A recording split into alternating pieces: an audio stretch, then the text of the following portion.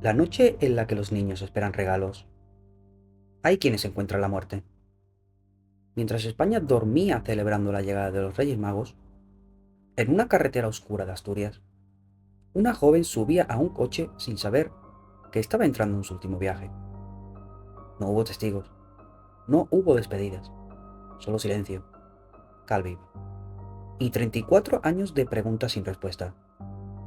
Esta no es una historia de magia, es la historia de un crimen enterrado en la noche del 6 de enero de 1991. Una verdad que el tiempo intentó borrar, pero que la memoria y la ciencia se negaron a olvidar. Bienvenidos al Crimen de Reyes. Sin más dilación, comencemos.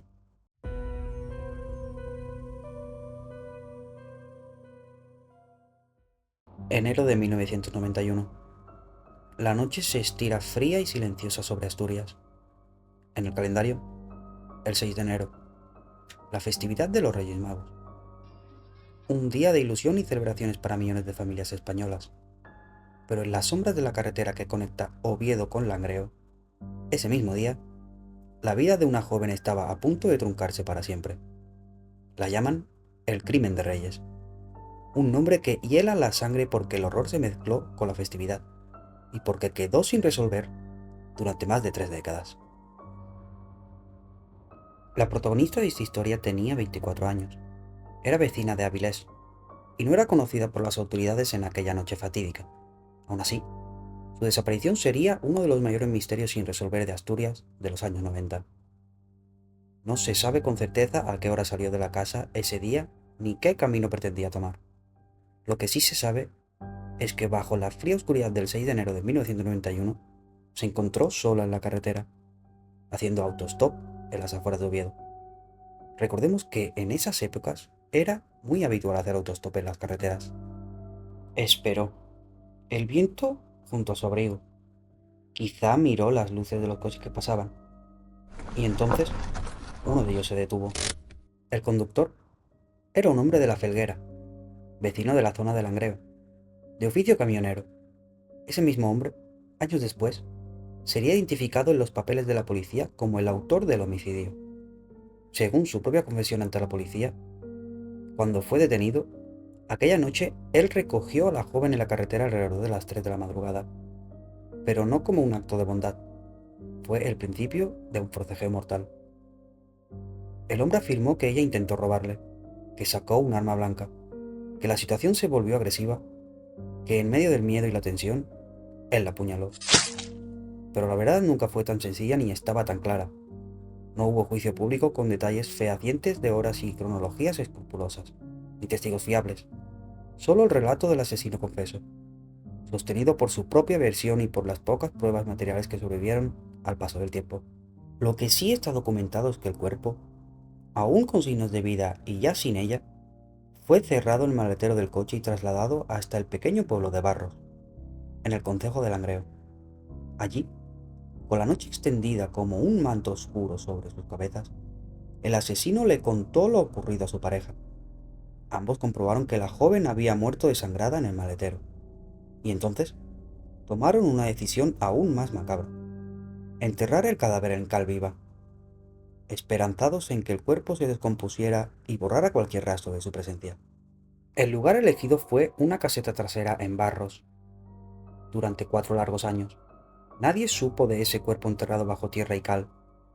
La violencia de aquel crimen quedó sepultada con él.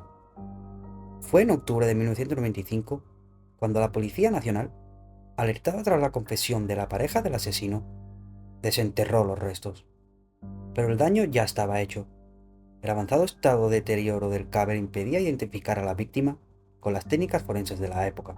Se elaboró un retrato robot que fue difundido en los medios, pero el misterio del rostro real detrás de él seguiría sin respuesta durante décadas.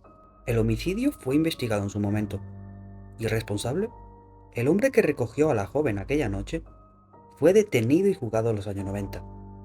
Nunca se supo con exactitud qué pensaba, qué sintió o qué palabras cruzaron en ese último instante entre el atacante y la víctima. La familia de la joven, entre tanto, no supo de su destino durante décadas. Su desaparición no fue denunciada hasta 1995. cuando su madre, que había estado cuidando de su nieta pensando que su hija había simplemente desaparecido, por fin pidió ayuda a las autoridades. Y así, el caso se quedó en archivos fríos de personas sin identificar, sin nombre, sin rostro oficial, sin cierre. Pero hasta 2024, cuando la Guardia Civil volvió a abrir el caso, y gracias a los avances en análisis de ADN y bases de datos modernas, pudo cotejar restos conservados con muestras de la familia. El Instituto Nacional de Toxicología y Ciencias Forenses de Madrid confirmó finalmente que los restos enterrados en 1995 pertenecían a esa joven de Áviles, cuyo destino había estado sellado en barros durante 34 años. Hoy ya sabemos que aquella noche de Reyes no fue mágica para todos. Para esta joven fue la última de su vida. Su rostro, su nombre, su historia quedaron ocultos durante más de 3 décadas, enterrados bajo cal viva y silencio.